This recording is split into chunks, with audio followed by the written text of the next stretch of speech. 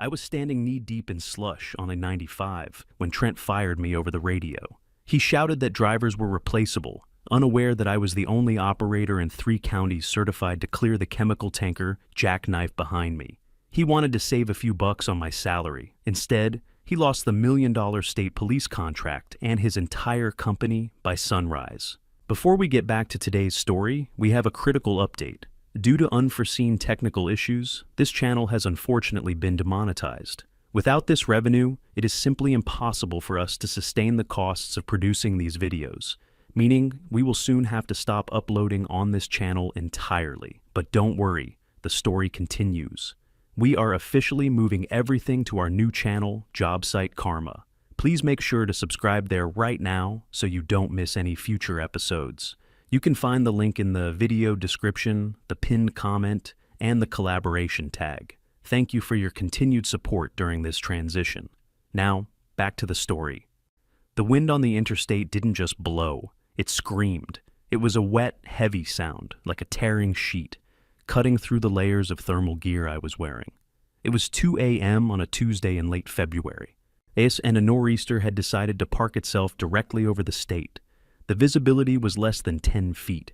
If you stretched your arm out, your hand would disappear into the swirling white void. I was operating the Beast, a 50-ton rotator wrecker that cost more than most houses in this county. It was the crown jewel of Watson Towing's fleet, a massive piece of engineering designed to lift tractor trailers out of ditches as if they were matchbox cars. Tonight, however, it felt like I was trying to thread a needle while wearing boxing gloves.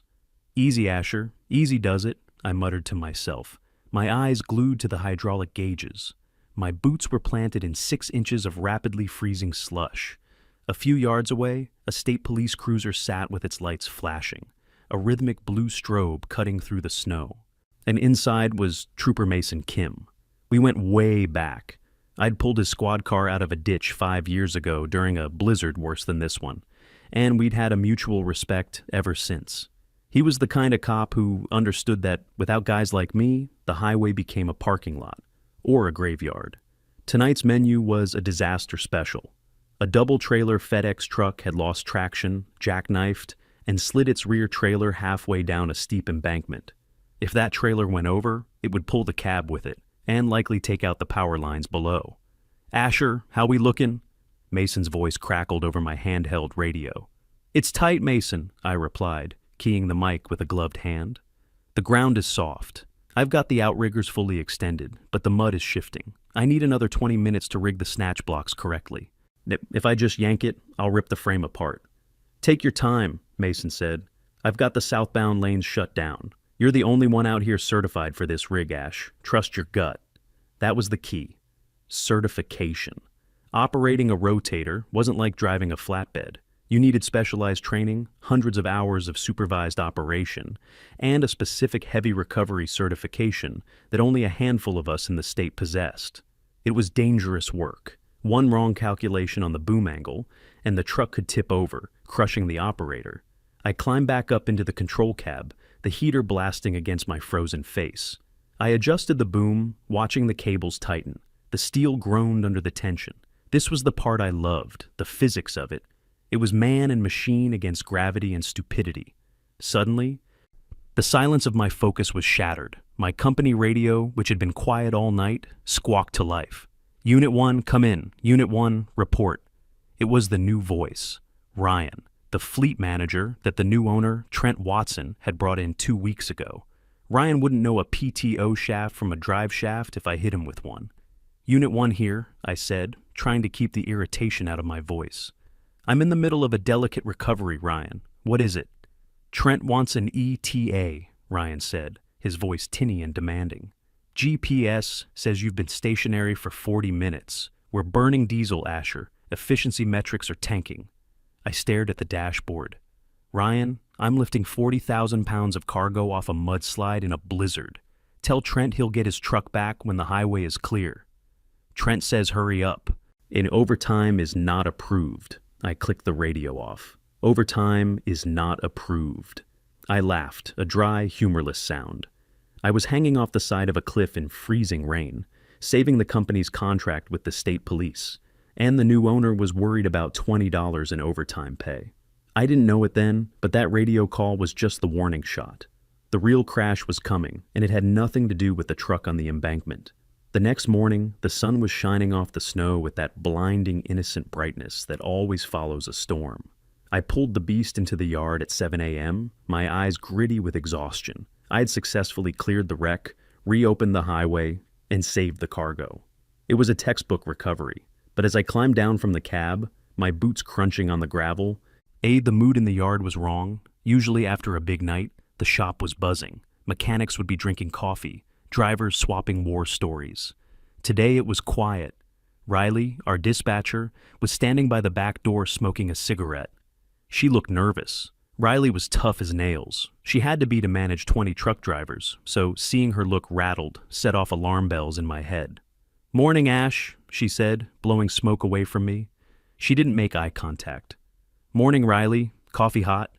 "In the break room, but Trent wants to see you in the office first, and Ryan is with him." "Great," I sighed, wiping grease from my hands onto a rag. "Probably wants to lecture me about idling the engine too long." I walked into the main building. Watson Towing used to be a family operation. Old man Watson, Trent's father, had built it from one truck. He knew every driver's name, their kids' birthdays, and he knew how to throw a chain. But he'd passed away 3 months ago, leaving everything to Trent. Trent Watson was 35, wore suits that were too tight, and drove a leased Porsche. He had an MBA and a deep disdain for getting his hands dirty. He viewed the towing industry not as a service, but as a spreadsheet that needed to be optimized. I knocked on the office door and entered without waiting. Trent was sitting behind his father's massive oak desk, which looked comically large for him. Ryan, the fleet manager, was standing beside him, holding a tablet like a shield. "Asher," Trent said, not looking up from his computer. "Close the door." I closed it. "Rough night out there, Trent. Saved the FedEx load, though. Police were happy."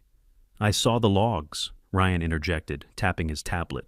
"You took 3 hours for a recovery that the standard manual says should take 90 minutes, and you idled the rotator for 45 minutes straight without movement." I stared at him.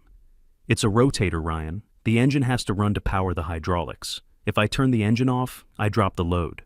Basic physics." Trent finally looked up. His eyes were cold, devoid of any understanding of what we actually did. "We're pivoting, Asher. I've been analyzing the overhead. Our insurance premiums are through the roof, mostly because of the specialized equipment coverage and the high salaries of senior operators." He made air quotes around the word senior. "I'm the only heavy rescue operator you have," I said, my voice dropping an octave. "You cut corners on heavy recovery, people die. You know the state police contract requires a certified operator on call 24/7, right?" "The contract requires a competent operator," Trent corrected smugly. "It doesn't specify who. And frankly, your salary is eating up 15% of our operating budget for that division. I can hire 2 junior drivers for what I pay you." "Junior drivers can't operate the beast," I said, stepping closer to the desk. "You put a kid in that seat, he'll flip it." "That's a risk I'm willing to manage," Trent said, leaning back. "Technology makes it easy. It's just joysticks and buttons, Asher. It's not brain surgery." I felt a heat rising in my chest that had nothing to do with the office thermostat.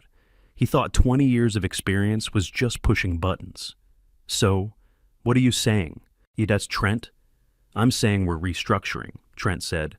"I'm introducing a new pay scale, flat rate, no overtime, and a 30% reduction in your base hourly wage to bring you in line with the market average for standard drivers." "Standard drivers?" I laughed. "I'm not a standard driver. I'm a heavy recovery specialist." "Not anymore," Trent smiled, a thin, oily expression. "Take the new rate, or hand in your keys. It's at-will employment, Asher. You're not in a union." I looked at Ryan, who was smirking at his tablet. I looked at Trent, who looked bored. They had no idea what they were doing. They were playing with heavy machinery like it was a video game.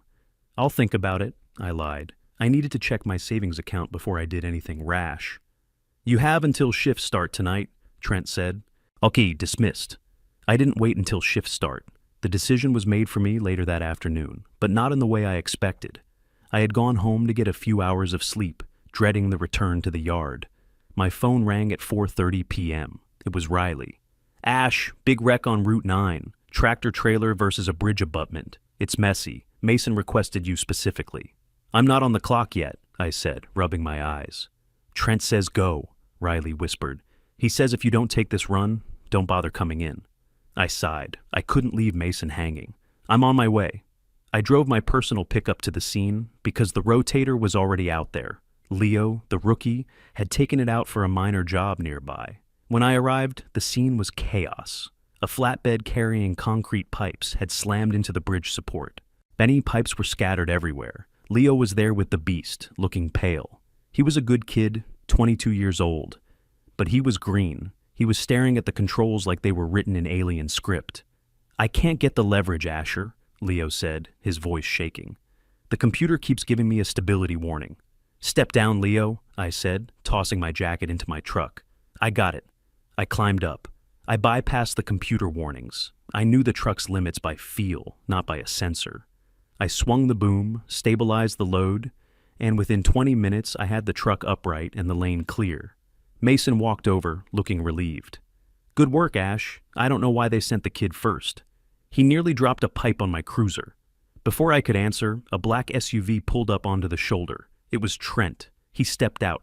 Age wearing a pristine wool coat, looking out of place among the wreckage and road flares. He walked right past Mason and pointed at me. What are you doing? Trent barked. Clearing the road, I said, wiping soot from my forehead. I tracked the truck, Trent spat. You're not on the schedule yet. You're racking up unapproved hours, and I told you I'm not paying your old rate. Leo couldn't handle it, I said, gesturing to the rookie. The load was unstable. Leo is cheaper, Trent shouted. The wind carried his voice, making sure everyone, including Mason and the fire crew nearby, heard him. You're undermining my authority, Asher. You think because you've been here forever you run the place? You're just a driver. I'm the only one certified to run this rig, I reminded him, my voice low. These drivers are replaceable, Trent screamed, his face turning red. I can find 10 guys tomorrow who can push a lever. I am done with your arrogance. He held out his hand. Give me the key fob, now. I looked at him. We were 5 miles from the yard, standing on the frozen shoulder of a major highway. You're firing me? Here? I'm accepting your resignation, Trent sneered, since you refuse to accept the new pay scale. Hand over the keys and get off my property. I looked at the beast. I'd spent more time in that cab than in my own living room. Then I looked at Mason, who was standing 10 feet away, watching with a stone-cold expression. Mason gave me a tiny, almost imperceptible nod. I reached into my pocket, pulled out the digital key fob for the rotator, and dropped it into Trent's outstretched hand. You sure about this? And Trent? I asked. Once I walk, I don't come back. Get out of my sight, he said. Leo, get in the truck, drive it back. Leo looked terrified. But Mr. Watson, I don't have the H endorsement for the rotator yet. I'm just a permit holder. Drive the damn truck, Trent yelled. I looked at Trent one last time. Good luck, Trent. You're gonna need it. I turned my back on them, walked to my pickup, and started the engine. As I pulled away, I looked in the rearview mirror. I saw Mason keying his shoulder radio, his eyes locked on Trent. I wasn't just leaving a job. I was leaving a crime scene in the making. The drive back to the yard in my personal pickup felt like a funeral procession of one. My hands were gripping the steering wheel so hard my knuckles were white, but my face was calm. Yes, I had 20 years of practice keeping my emotions in check. You can't panic when you're hanging off the side of a bridge, but the rage was simmering in my gut like a blocked radiator. I pulled into the Watson towing lot 10 minutes before Trent and Leo arrived with the beast. I wanted to be gone before they got back. I didn't want to see Trent's smug face again, and I didn't want to see the shame in Leo's eyes for taking my seat. The shop was empty, except for Riley. She was in the dispatch office, the glow of the monitors reflecting in her glasses. When she saw me walk in, she stood up, her headset dangling around her neck. He actually did it? She asked, her voice tight. I heard him screaming over the radio, but I thought he was bluffing. He wasn't bluffing, I said, walking past her to the locker room. He wants cheap labor. He's got it. My locker was at the end of the row. It was more than just storage. It was a museum of my career. I pulled out my spare set of heavy-duty gloves, my custom-molded earpieces, and a framed photo of me and Old Man Watson standing in front of the very first rotator the company bought. I took the photo down. The glass was cold. Asher, you can't leave, Riley said, leaning against the doorframe. Ryan doesn't know how to dispatch heavy rescue. He thinks a 50-ton wrecker moves as fast as a Prius. And Leo? Leo is terrified of that truck. Leo's a good kid, I said, stuffing my gear into a duffel bag. But he's not ready, and without an H endorsement, he's illegal. And Trent just put an unlicensed driver in a commercial vehicle to save a buck. What happens when the police find out? Mason already knows, I said, zipping the bag shut. I saw him key his mic. He's watching. I threw the bag over my shoulder. The weight of it felt final. I walked out to the main bay, taking one last look at the grease-stained concrete where I'd spent half my life.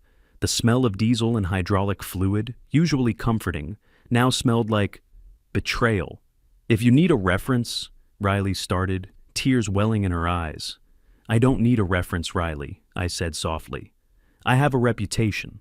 Trent thinks he owns the contract because his name is on the building. He's about to find out the contract is built on trust. And he just fired the only guy the state police trust. I walked out the side door just as the beast pulled into the yard. I heard the gears grinding. Leo was riding the clutch. I didn't look back.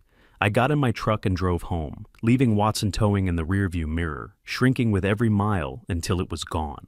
The first week of unemployment was the quietest week of my life. For 20 years I had lived by the ringtone of my phone and the squawk of the radio.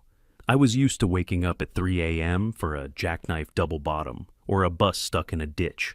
Now, I woke up at 7 a.m., made coffee, and watched the birds at the feeder. It was peaceful. It was also terrifying. I had savings, but not enough to retire. I was 45, too young to stop working, and too specialized to just go flip burgers. I spent the days fixing up my house, repairing the deck, cleaning the gutters, trying to burn off the restless energy that came from a lifetime of high adrenaline work. But while my house was quiet, my phone was blowing up with text messages from Riley. I didn't reply, but I read every single one. Tuesday, 10:42 a.m. Trent missed a rotation call for a box truck on the 84, said we didn't have a driver available. Police were pissed. Wednesday, 3:15 p.m. Ryan tried to send a flatbed to tow a garbage truck. The flatbed's hydraulics blew out, $4,000 repair. Friday, 11 p.m. Leo quit. He said he almost tipped the rotator trying to lift a generator. He was shaking when he came in. I sat on my porch, sipping black coffee, reading the demise of the empire old man Watson had built. It was a slow-motion train wreck. Trent wasn't just losing money, he was losing credibility. In the towing business, your reputation is your currency. If the police call you and you can't show up, they stop calling. I resisted the urge to go down there. It wasn't my problem anymore. I had offered my skills, and they had been rejected. On Saturday morning, I went to the local diner for breakfast. As I was eating my eggs, I saw a state police cruiser pull into the lot. It was Mason. He walked in, looking tired. He spotted me in the booth and slid into the seat opposite me without asking.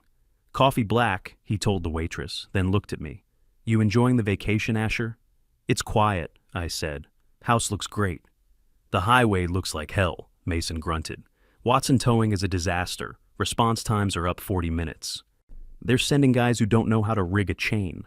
I had to direct traffic for an hour yesterday because their driver didn't know how to back up a trailer." "Not my circus, Mason." "It's about to be," Mason said, leaning in. "Trent is telling everyone you retired. He's trying to hire out of state, but nobody wants to work for the rates he's offering. I checked the logs, Asher. He's got no one certified for heavy recovery. If a big one hits..." He let the sentence hang there. "If a big one hits, he calls a subcontractor from 2 counties over," I said. "That takes 2 hours," Mason said. "In a blizzard, that means the highway stays closed. That means people freeze. That means ambulances can't get through." He took a sip of his coffee. "Just keep your phone on, Ash. That's all I'm saying. I don't work for him anymore." "Mason." "I know," Mason said, standing up and dropping a $5 bill on the table. "But you work for the road, same as me." 2 days later, the sky turned a bruised, ugly purple. The weathermen were calling it a flash freeze event. A warm front was colliding with a polar vortex, meaning it would rain all day, and then, at sunset, the temperature would drop 30 degrees in 2 hours.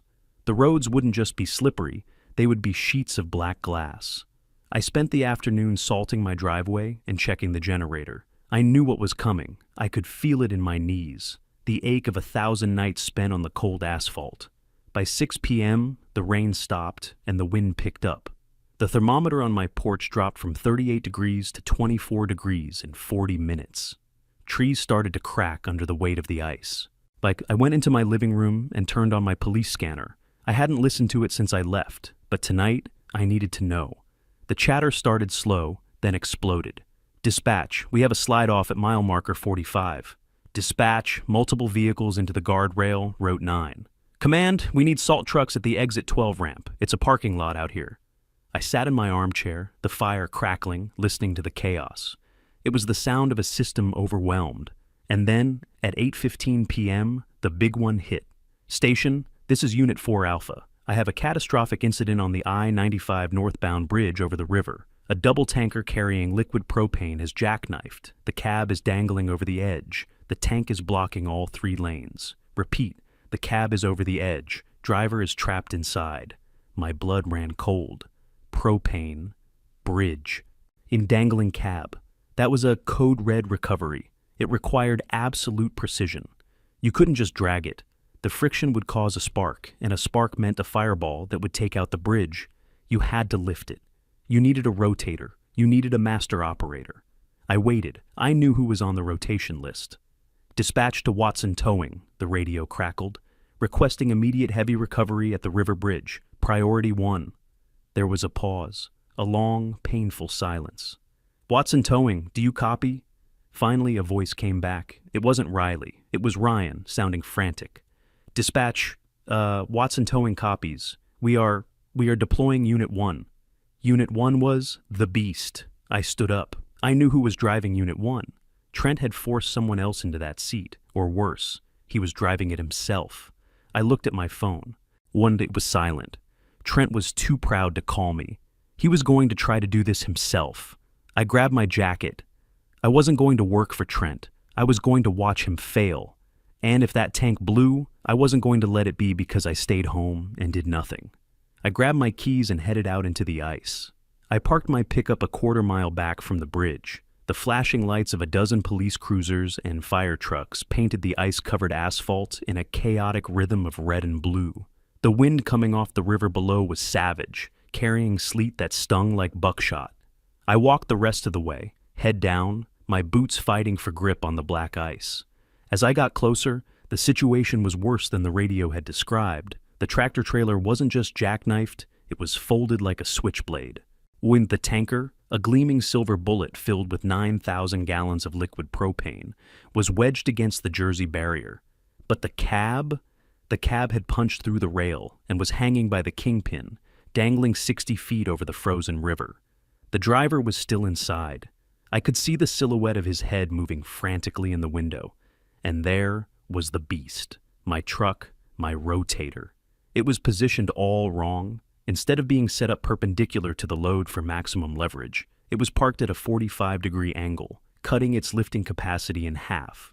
The outriggers, the massive hydraulic legs that stabilized the truck, were deployed on the icy shoulder without proper cribbing. If that boom swung with a heavy load, the outrigger would punch right through the asphalt or slide, flipping the wrecker and dropping the tanker.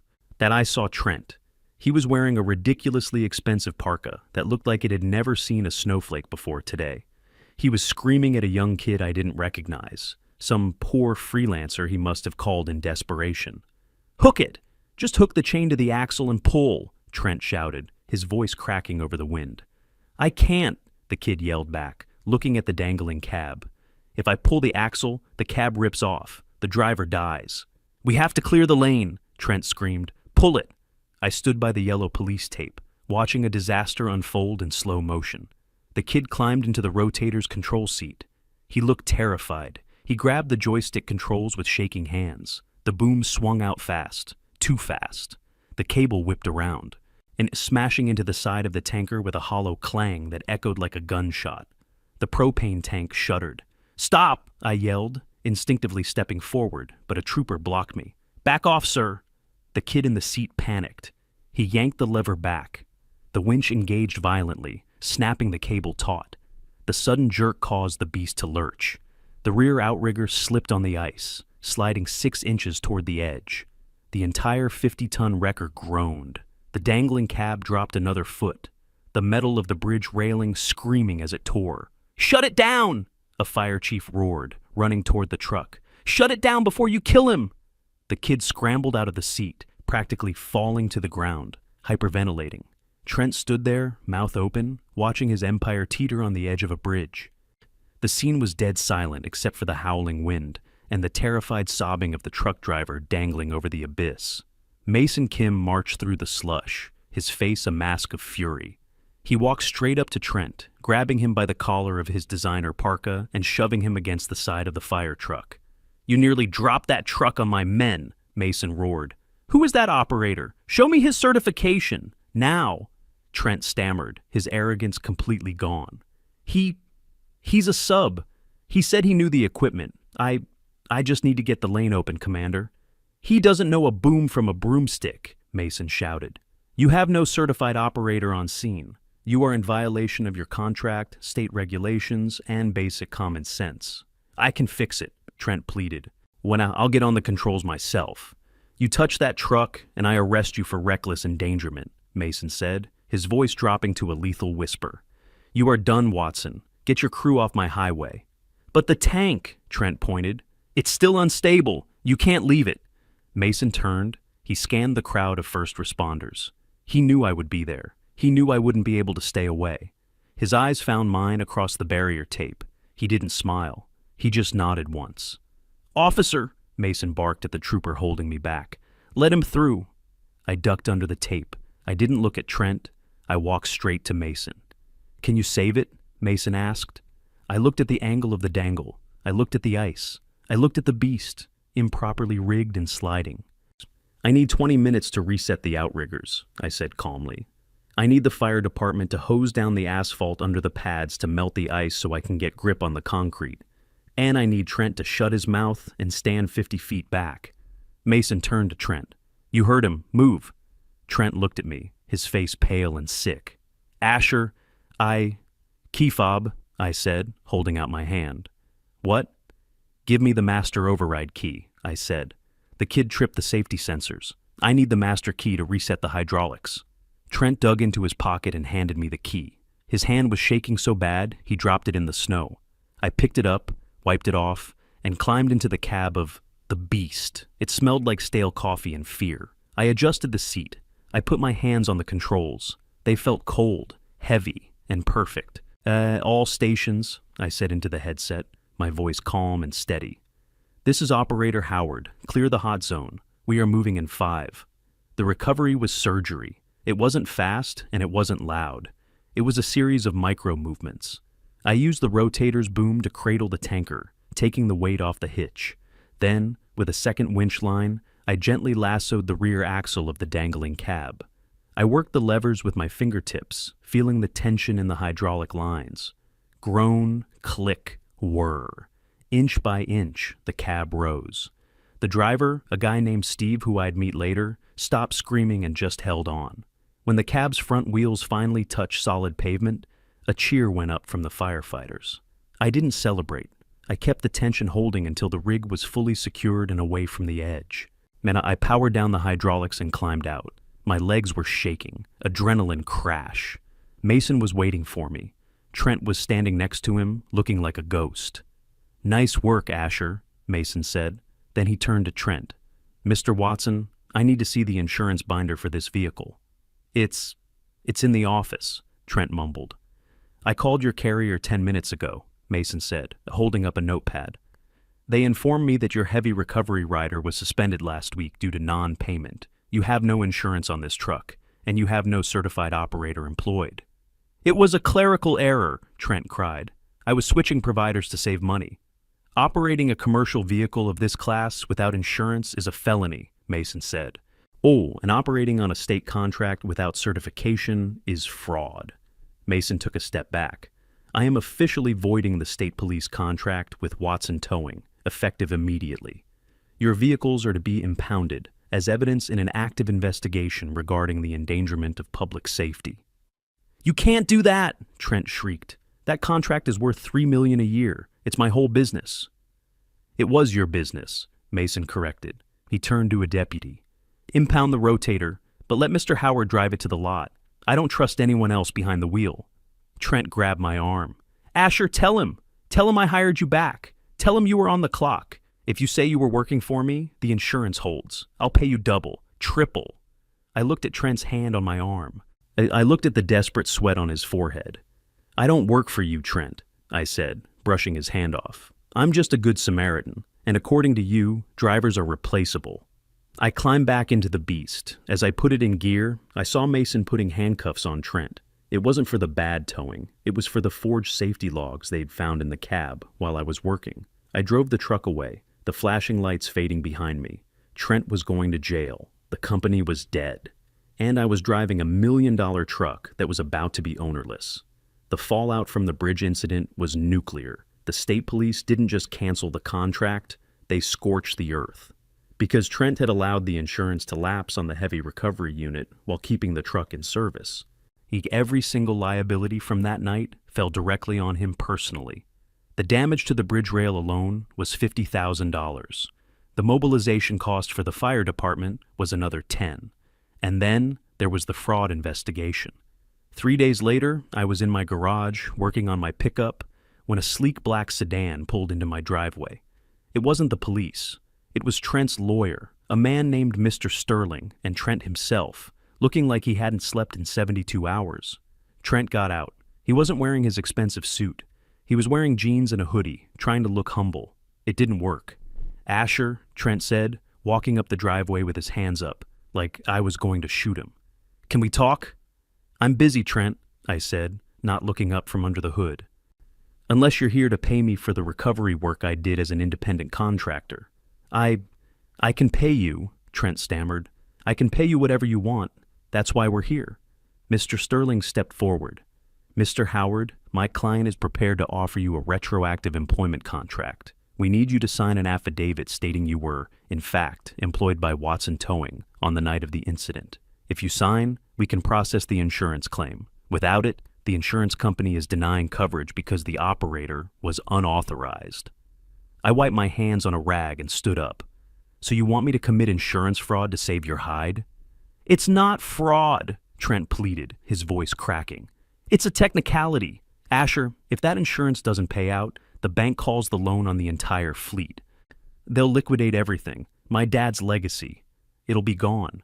You destroyed your dad's legacy the day you decided safety was too expensive, I said, leaning against my truck. You fired me because I cost too much. Now you want to hire me back because I'm the only thing that can save you from bankruptcy.